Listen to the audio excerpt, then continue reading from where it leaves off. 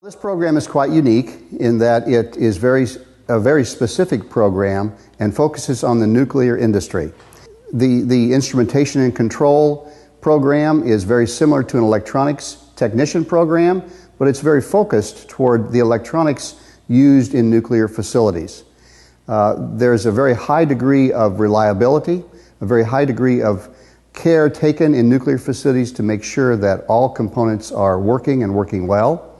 And so the standards that exist are very important. We specifically teach our students how to maintain behaviors that help them to minimize problems, errors, and events in the nuclear business.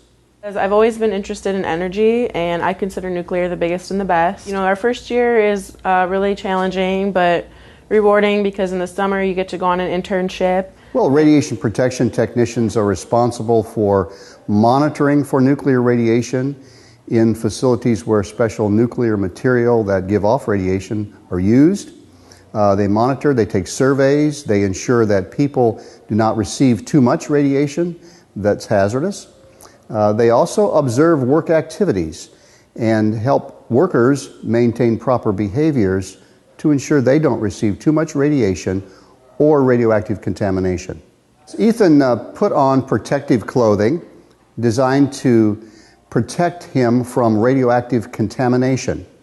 After putting that clothing on, he entered a simulated contamination area and performed some work, and then he carefully took the protective clothing off, being careful not to contaminate himself, and then he frisked or checked his face, his hands, and his feet to ensure that they were not contaminated before leaving the area.